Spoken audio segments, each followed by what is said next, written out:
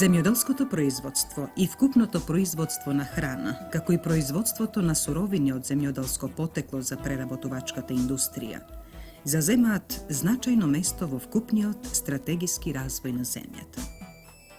Значењето на оваа област станува се поголемо со зголеменото настојување на многу земји да го решат проблемот на исхраната на задоволителен начин и со се поголемото настојување за подобрена исхрана на населението со квалитетна и разновидна храна. Југославија на ова прашање во повојниот период му посветувала исклучително внимание, како што и во иднина ќе настојува да ги обезбеди потребите на своето население и поради улогата што ја е природно доделена во светското производство на храна. При тоа треба да се има предвид дека бројот на населението во овој период е зголемен за околу 35%. Во последните 3 децении значително е зголемено и производството на повеќето основни стратегиски важни земјоделски производи. Производството на пченица и пченка за повеќе од 2 пати, шекерната репа за повеќе од 3 пати, сончогледот за 4 пати, компирите за 2 пати, месото приближно за 2,5 пати, јајцата 3 пати, а и производството на другите производи бележи слични зголемувања.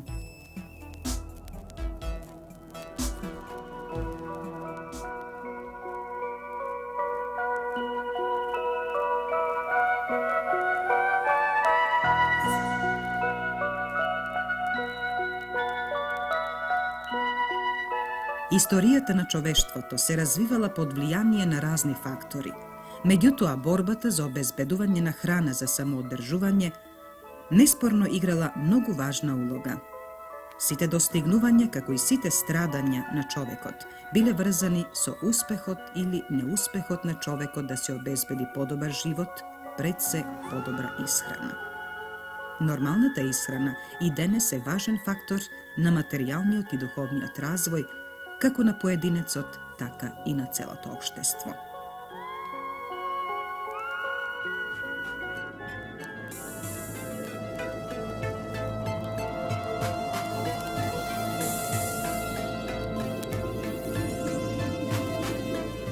Прашањата што ги опфаќа современата исхрана се навистина комплексни и единствено само како такви може да се разрешуваат. Разновидноста на проблемите сосема природно бараат широка соработка на сите кои посредно или непосредно се занимаваат со прашањата на исхраната.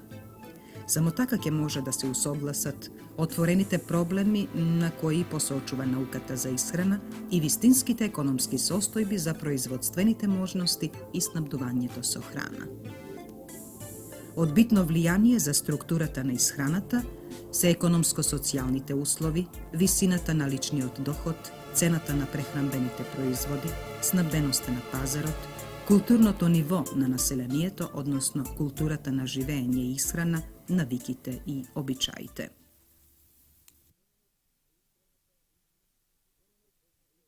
Во доменот на исхраната, како што е познато, постојат општо прифатени норми, научно утврдени, кои што укажуваат на известна уравнотеженост во режимот на исхраната.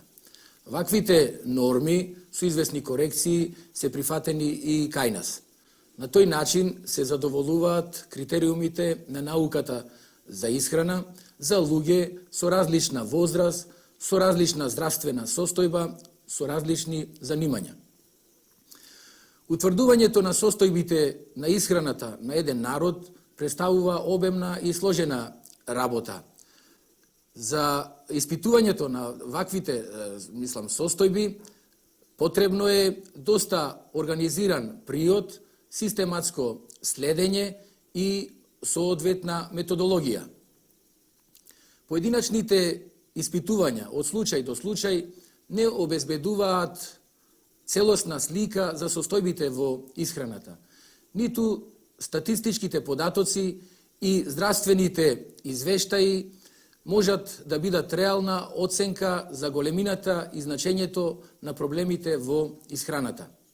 За жал, кај нас не постои организиран систем на следење на податоци.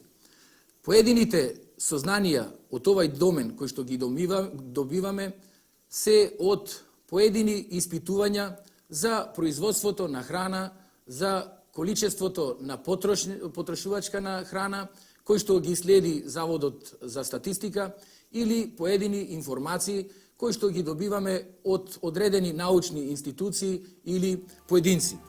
Од вака расположивите податоци се гледа континуирано подобрување во структурата на потрошувачката на храна во просек. Од поодамна надминати се нормите за дневните потреби во енергија, а известни подобрувања има и во биохемиската структура. Присутен е дефицитот на калциумот и А витаминот како последица воглавном од недоволното консумирање на млеко и млечни производи. Меѓутоа, за ваквите задоволителни просечни движења се крие доста неравномерна дистрибуција и исхранетост на поедини делови на населението. Од една страна, имаме неадекватна и дефицитарна исхрана на поедини популации, а од друга страна пак се јавуваат проблеми со прекомерна и несоодветна исхрана. Со редуцирање на физичките активности, што е една од карактеристиките на урбанизираните и механизираните средини, се повеќе се сретнуваме со појавата на нарушен метаболизам. Значителни се разликите во исхраната меѓу градското и селското население. Селското население има полоша структура на исхрана, што особено е изразена преку поголемата едноличност и полошиот квалитет. Поквалитетните прехранбени производи обично селанецот ги продава на пазар. Од некои нецелосни испитувања кои што ги вршев во минатите години за исхраната на населението во Битола, се гледа застапеноста на високо вредните белки дека е значително пониска во однос на просечната потрошувачка во Југославија. Би навел само два податоци. Кај нас потрошувачката по жител годишно изнесува на месо 29 кг, а југословенскиот просек е негде околу 50 кг. На млеко и млечни производи кај нас е негде околу 79 литра, додека југословенскиот просек изнесува некаде околу 120 литра. Значителни се загубите, пропаѓањето на доста квалитетна храна како резултат на несоодветниот третман во преработката или како резултат на лошиот транспорт и несоодветното чување.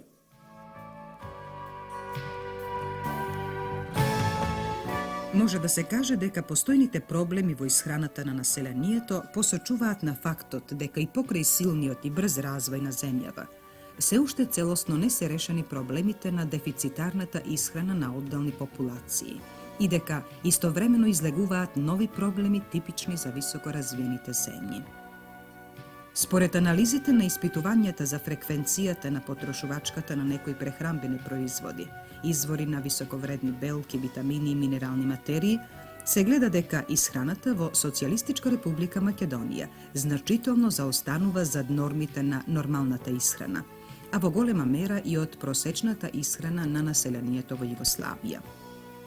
Може да се каже дека само со консумирањето на зеленчук и овошје во потрошувачката на сите други прехранбени производи заостануваме за 5 години од просечната потрошувачка во Југославија, а во структурата на калориите и биохемискиот состав на исхраната и многу повеќе.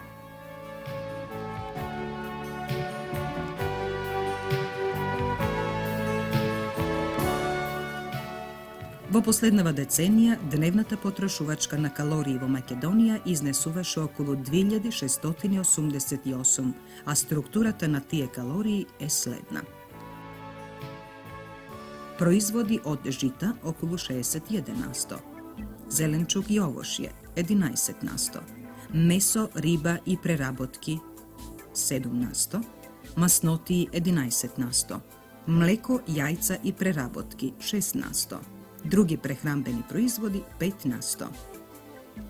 Биохемискиот состав изразен во грамови дневно изнесува: јаглени хидрати 453 грама, масти 71 грам, белки 77 грама.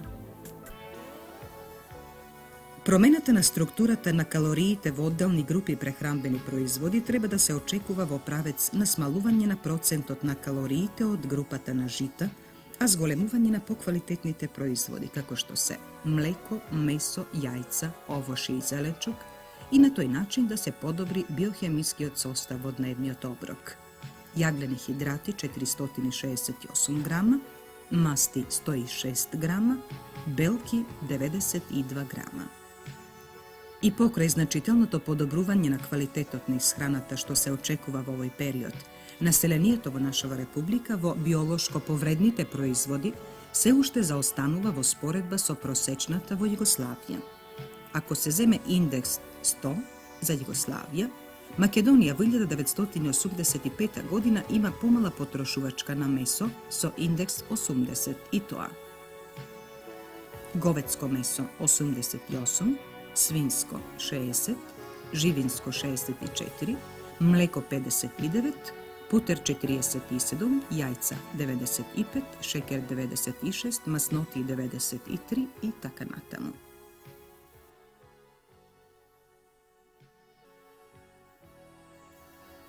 За динамичен пораст на земјоделското производство во повојните години пресудна беше континуираната примена на современата агротехника и технологија, широката примена на механизацијата и хемизацијата, уредување и реонирање на земјоделските површини, воведување нови високородни сорти во растителното производство и измена на растниот состав на добитокот во сточарското производство.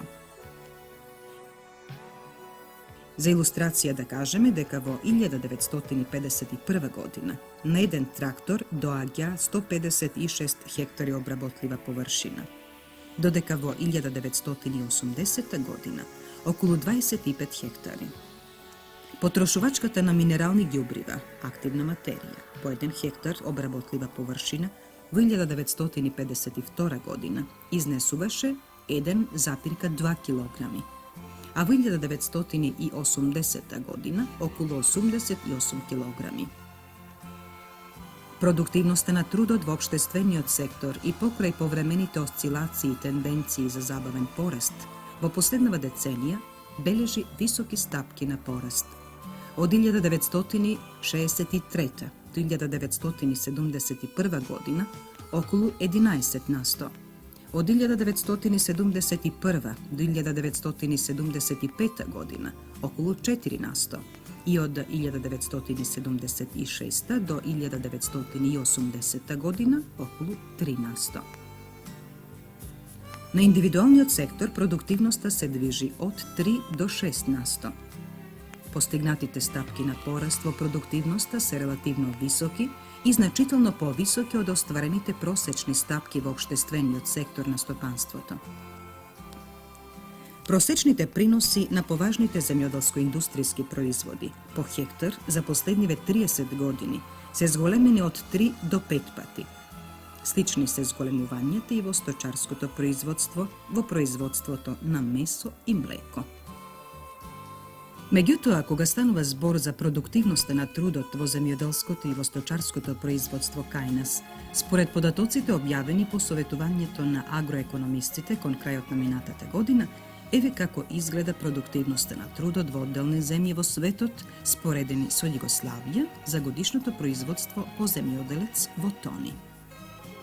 Соединетите американски држави: жито 125,94, месо 11,47, млеко 25,09. Австралија жито 59,03, месо 8,01, млеко 15,63. Франција жито 21,85, месо 2,48 и млеко 15,75. Сојузна република Германија жито 18,72, месо 3,69, млеко 19,30. Австрија жито 14,47, месо 1,98, млеко 11,20. Унгарија жито 14,93, месо 1,59, млеко 2,80. Советскиот сојуз жито 8,88, месо 0,69 и млеко 4,20. Југославија, жито 3,79, месо 0,36, млеко 1,11. Мексико, жито 2,48, месо 0,21, млеко 0,96. Кина, жито 1,06, месо 0,08 и млеко 0,02. Индија, жито 0,82, месо 0,01 и млеко 0,17. И Бангладеш, жито 0,82, месо 0,01 и млеко 0,04. Од овие податоци може да се извлечат повеќе заклучоци. Пред се гледа дека продуктивноста на трудот во земјоделството е најголема во земјите кои се истовремено и високо развиени индустријски земји и главни учесници во формирањето на цените на производите. И покрај големиот чекор што е направен во унапредувањето на земјоделското производство, од споменатите податоци може да се заклучи дека се уште има голем простор за уште поголемо примарно земјоделско производство. Во прехрамбената индустрија и во вкупното производство на прехрамбени производи е направен голем напредок. Тоа се гледа пред се во големиот пораст на обемот на производството во последниве години со ставка од 7 до 9%. Современо опремена прехрамбената индустрија со завидно технолошко ниво и со развиени капацитети му овозможува на производството висок степен на финализација на производи со подобрени својства за чување, сместување и транспорт на стоката. Тоа возможи Југославија во овој период да се афирмира како извозник на прехрамбени производи со висок степен на обработка и квалитет на стоката, познати во светот, како што се јунешкиот беби биф, јагнешкото месо, месни конзерви, готови јадења, преработки од овошје и зеленчук, како и некои видови вина и ракии.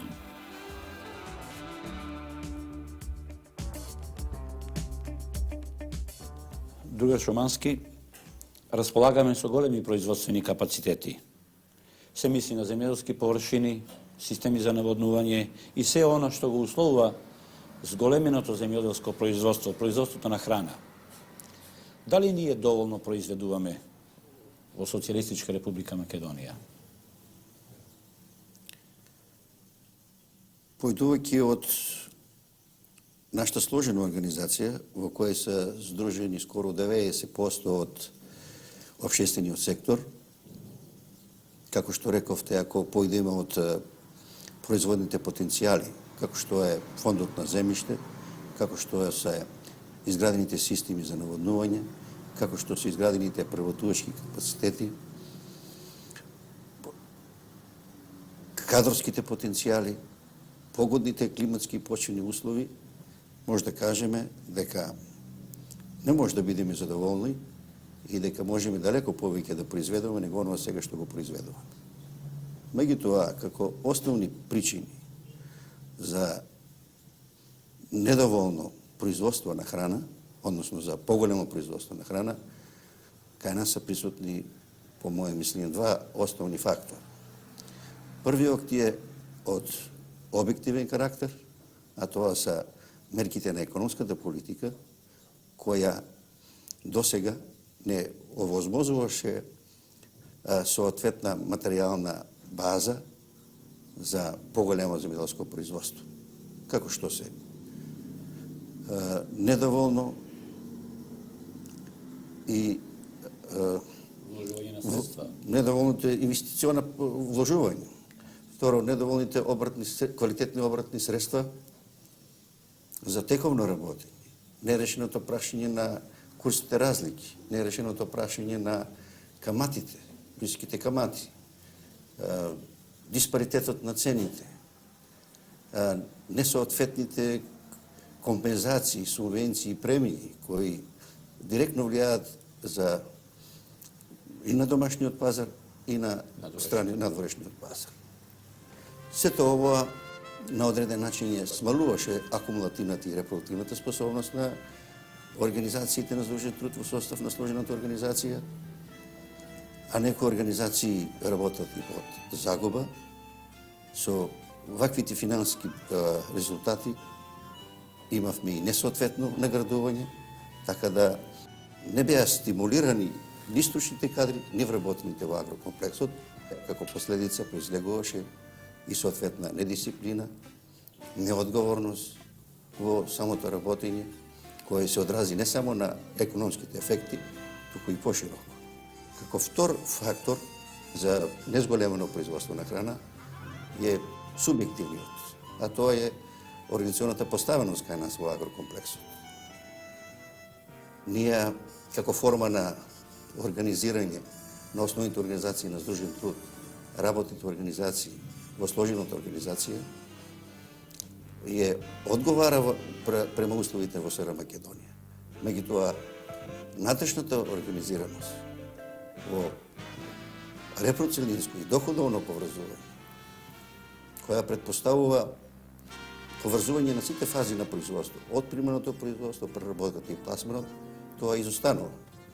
И ваквото изостанување на вакво репродукционно поврзување на одреден начин условуваше и едно стихијно производство, каде имаше еден диспаритет на примерното производство со преработувачките капацитети, а преработувачките капацитети со сферата на прометот, каде има необезбеден, сигурен пласман, така да се на одреден начин натрупува одредени залихи, кои непотребно теретеше производството и на одреден начин влијаеше на пониската акумулативност.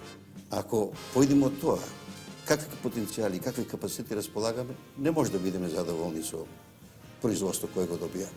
Меѓутоа, ако поидеме од што сме вложили во земјоделството, што добиваме, односно што сме дали, што добиваме, сметам дека треба да бидеме задоволни и дека повеќе добиваме од онова што го даваме. Односно, повеќе сме возвратиле отколку што сме добиле. Што по ваше мислење би требало да се менува? Па видите, јас лично сметам да ние имаме еден императив, а кој е зацртано во сите наши партиски и државни документи, со програмата за економска стабилизација, со заклучците на ЦК СКМ за репродукционно и доходовно поврзување, со резолуцијата. Меѓутоа, како сознание са присутни такви наша организираност и такво поврзување, меѓутоа како пракса тоа изостанува. А без доходовно и репродукционно поврзување, кај нас изостануваат и тековното планирање, а изостанува ли тековното планирање, изостанува примерното производство, изостанува планирањето за користење на преработувачките капацитети и пласманот на производството. Без репродукционното поврзување неможно се и изготвување на заедничките програми за производство во самата организација, во општината, во републиката, па пошироко и во земјата. Така да, ово изостанување, по моје лично мислење, е чисто субјективно. Тоа во главном произлегува од затвореността на работните организации сами во себе, од затвореността на општините сами во себе и затвореността чак дори на републиките.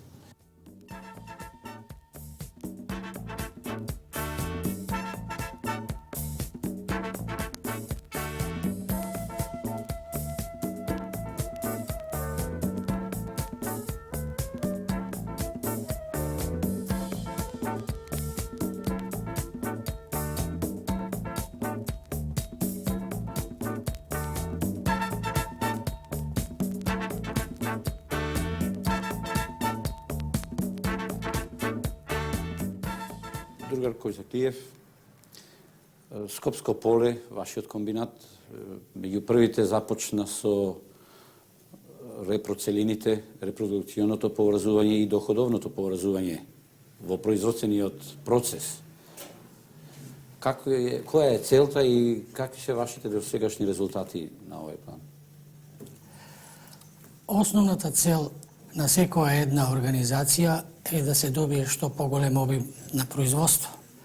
Па према тоа и нашата нова организациона поставеност која базира на репроцелинско поврзување има за цел да се зголеми обемот на земјоделското производство во Зикскопско поле, едно, и второ, да тоа производство биде конкурентно способно, тоест со помали производни трошоци, како би могле да добиеме и соодветна акумулација од тоа производство.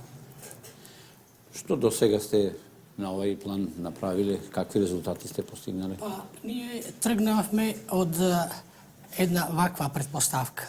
За да добиеме по-ефтино производство, решивме да тражиме патишта кои ќе водат кон тоа да се зголеми продуктивноста на трудот.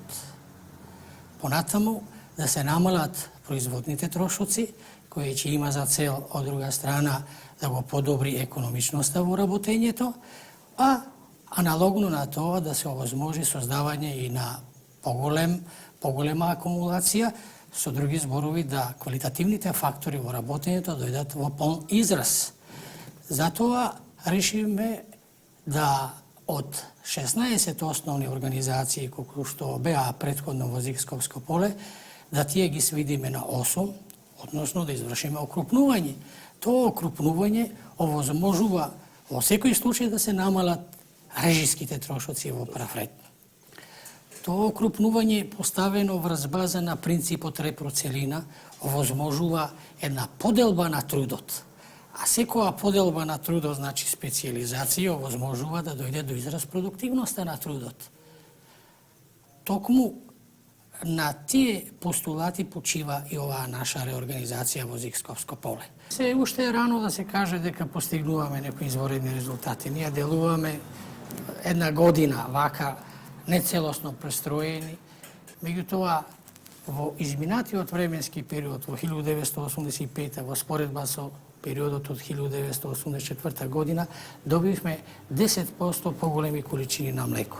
Добивме 8% повеќе сено, добивме 112% повеќе силажа за нашите краји. И за прв пат во овие неколку години ние можеме во Скопско поле да кажеме дека нема да купуваме силажа од Пелагонија, од Зик, Црвена звезда, Овче поле, да во зимниот период транспортираме каваста храна, таа ја произведовме на сопствени површини. А сам тврдо убеден тоа дека во наредната година дека ќе обезбедиме многу повеќе сточна храна и ќе бидеме во состојба да го зголемиме и сегашниот сточен фонд. Понатаму изваредни резултати постигнавме во репроцелината живинарство. Добивме повеќе 16% еднодневни пилења, 12% повеќе јајца, 8% повеќе јарки. И во другите репроцелини резултатите се видливи. Сметам дека ово охрабрува и дека вработените во Зикскопско поле поставената реорганизација и покрај отпори кои што се дават од поединци, таа ќе дојде до израз и во овој момент не гледаме друго решение освен одење по патот кој што сме го зацртали и го усвоили.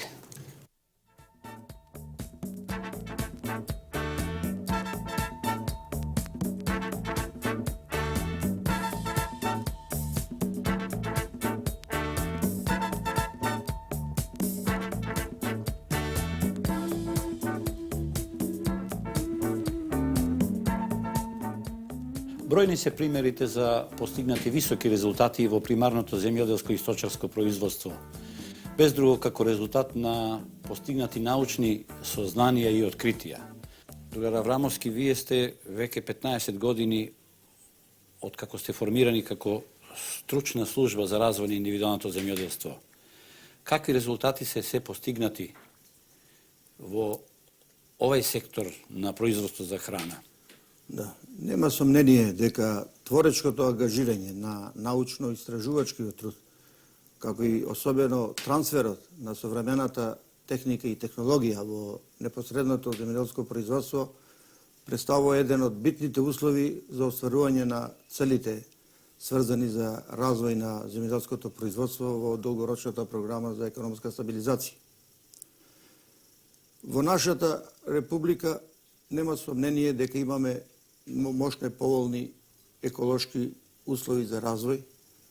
При тоа нашата земјоделска наука има големи постигања во однос на создавањето на нови сорти и хибриди со висок роден потенцијал, како и технолошки решенја.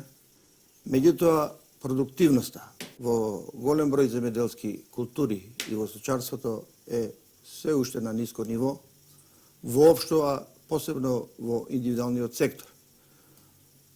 Поради сето тоа сметам дека масовното применување на современите техничко-технолошки решенја, иновации во производството е услов за остварување како на поголемо производство, така и за зголемување на продуктивноста. Нема сомнение дека секаде каде се делувало со стручни мерки во разни области дека се остварувани и добри резултати.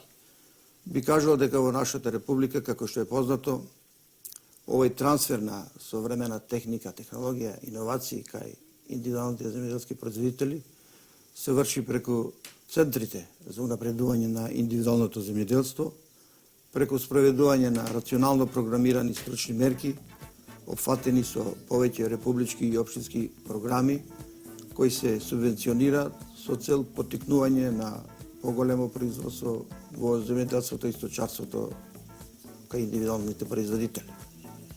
За илустрација би навел дека како резултат на воведување на современи сорти, например пшеница и пченка, остварени се сразмерно многу поголеми резултати во однос на просекот што се остваруваат во земјоделството. Така, например, кај пшеницата, тие се за 70% у просек поголеми и изнесуваат од 3 до 3200 кила по хектар, додека кај хибридната пченка овие приноси се 2,5 до 3 пати поголеми и изнесуваат од 5,5 до 6,5 килограми по хектар, зависно од годината. Значајни резултати остварени се и во другите земјоделски гранки, во стоčarството преку облагородување на кравите и овците посебно, во унапредувањето на пчеларството, при подигањето на вештачки ливади во ерозивни ораници во ридско-планинските подрачја и така натаму. Во надпреварите за остварување на високи приноси се остваруваат навистина и рекордни приноси кои се повторуваат од година во година, што недвосмислено укажува на големите потенцијални резерви кои стојат во овој сектор. Секако за остварување на уште поголеми ефекти, потребно е да обезбедиме што помасовно примена на овие иновации во што поголем број индивидуални производители, на поголем обем од производиот потенцијал кој го содржи приватниот сектор, а за тоа секако потребно е и натамошно јакнење кадровско и материјално како на службите, така и уште поголема перманентна соработка на овие служби со организациите на здружен труд од агрокомплексот, особено со задружните организации.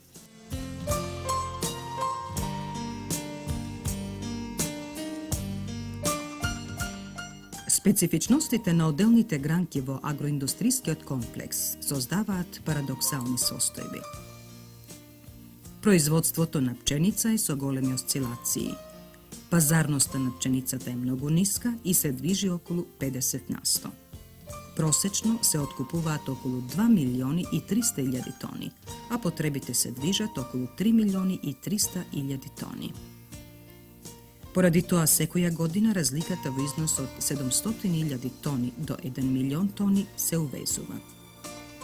Иако производството на пченица е над потребите, во земјава постои недостиг на пазарот, зашто големи количества од овој производ нерационално се трошат, користејќи се за добиточна храна, недоволно производство на црн леп, недоволно користење на пченкарно брашно за производство на леп и на крајот со нерационална потрошувачка на леп. Според истражувањата што се вршени по иницијатива на Сдруженијето на земјоделската и прехрамбената индустрија, утврдено е дека во нашава земја со стар леп што не се користи за исхрана, најчесто се хранат домашните животни и дека така постапуваат 920.000 домакинства. Исто така утврдено е дека 222.000 домакинства бајатиот леп го фрлаат на буниште. На овој начин, во секое домакинство во текот на неделата се фрла по 850 грама леп, а тоа значи дека секоја недела се губат просечно по 200 тони.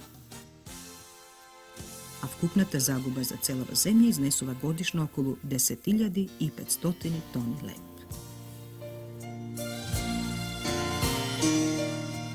Производството на пченка последниве години го постигна својот максимум.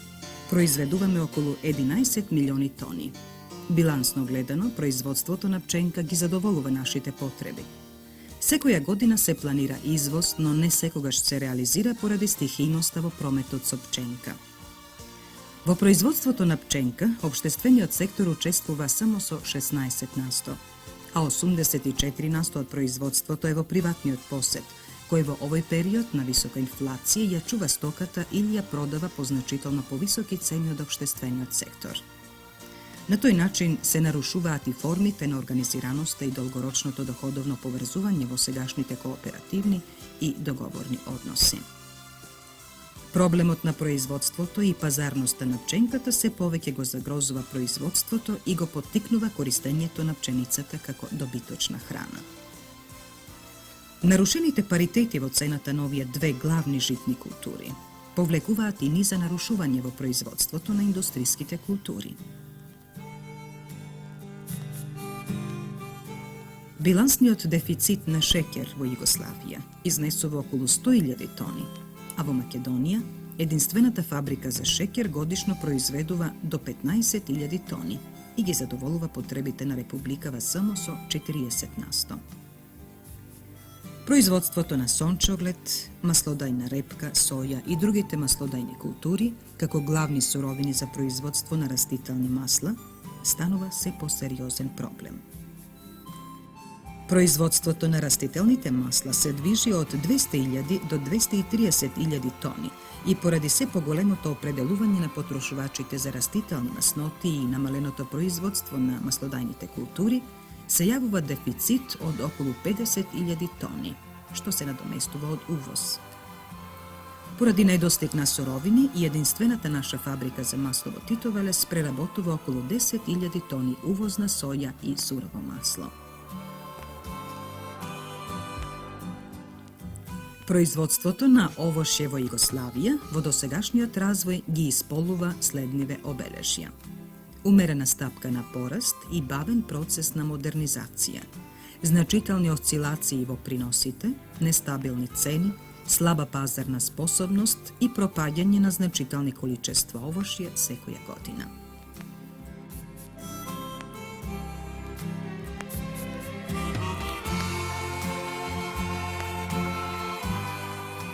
Градинарското производство представува околу 9% од физичкиот обем на земјоделското производство, односно околу 20% од вкупното полједелско производство.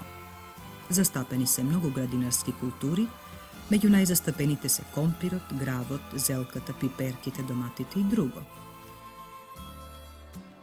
Основната карактеристика на градинарското производство во нашава земја е дека тоа 90% се врши во индивидуалниот сектор, а тоа доведува до чести осцилации во производството, додека прометот најмногу се врши по градските пазари. Ги задоволуваме домашните потреби, а незначителни количества свеж зеленчук и извезуваме. Печурките во целиот свет представуваат извонредно дополнување во исхраната на човекот. Другар Каров, вие сте веќе долго години се занимавате со производство на печурки. Што всушност представува печурката? Која е нејзината вистинска вредност? Печурката е добра протеинска храна која содржи доста беланчевини, аминокиселини и витамини и може да го замени месото. Колку произведувате годишно во ова фарма? Ова е единствена фарма во нашата република и ретки во Југославија. Оваа фарма е единствена во републикава и произведуваме 15 до 20 кг по метар квадратен, а годишно произведуваме од 500 до 600 тони. Од година во година интересот за печурката станува се поголем, бидејќи интересот кај луѓето е зголемен за производство на печурки, а исто така и за исхрана. И покрај недоволната традиција, тоест воопшто немаме ние традиција до сега, со производството на печурките во нашата фарма, интересот се зголемува и печурката зазема добро место во исхраната на луѓето. Цената дали е достапна? Па јас мислам дека цената е достапна.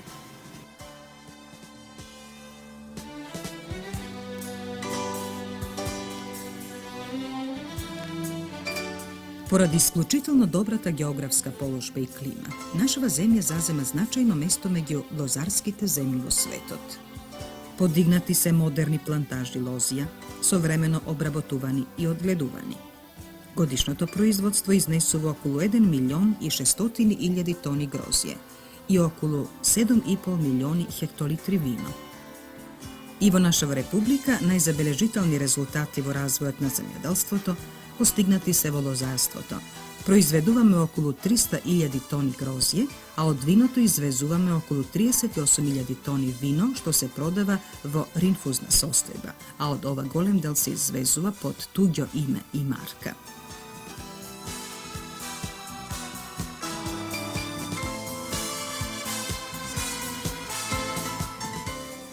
Во сточарството и во вкупното производство на месо и млеко, како и во преработката на сточните производи, направени се големи чекори. Побрзиот развој на ова производство беше отежнат и поради проблемите условени со пласманот на стоката и местото во земјите на Европската економска заедница. Стапката на порастот во претходниот 5-годишен период изнесуваше 3%, меѓутоа и покрај тоа состојбата во сточарското производство не задоволува. Производството на месо и млеко по глава е ниско, а просечната тежина на закланиот добиток е под оптималната тежина. Колењето на млад добиток е многу често и достигнува скоро половина од вкупно закланиот добиток. Процесот на подобрувањето на расниот состав бавно се одвива. Во последниве години се повеќе изразен нескладот помеѓу производството на добиточната храна и производството на добиток, а производството во сточарството во голема мера се засновува на увозна сточарска храна.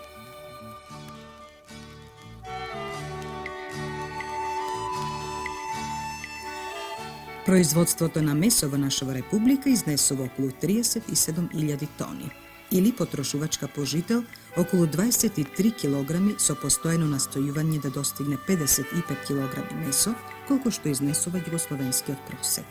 Во Свети Николе веќе една година работи кланичната индустрија со фарми Македонија за преработка на месо и месни преработки. Примарното производство за прв пат го финализираме во готови месни производи. Тура Рангеловски, што се произведувате во оваа индустрија?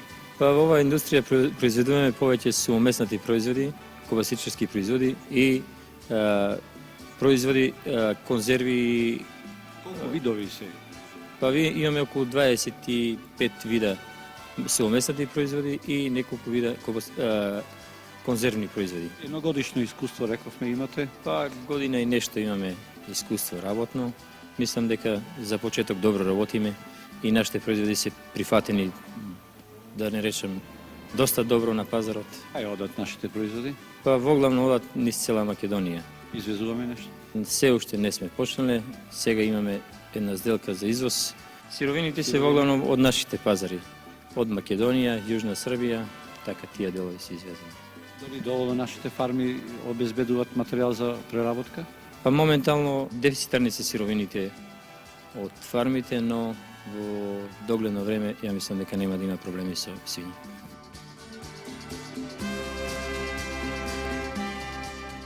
Во производството и во потрошувачката на млеко, што вкупно изнесува 160.730 тони, нашава република е на последно место во Југославија.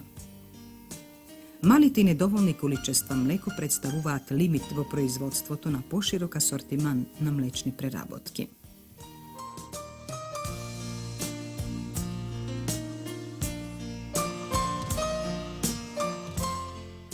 За разлика од другите земјоделско-прехранбени производи, добитокот и сточните производи значително учествуваат во извозот. 120 до 150.000 тони месо и други производи во вредност од 350 до 420 милиони долари. По вредност, извозот на добитокот и на сточните производи изнесува преку 50% од извозот на земјоделско-прехранбените производи.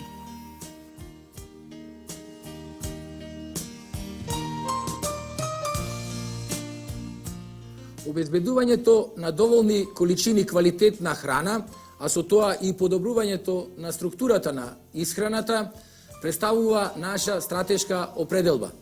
Во тие наши настојувања потребно е да се обезбедат доволни количини на храна за населението, доволни количини на резерви, како и известни количини од поедини прехранбени производи да бидат наменети за извоз.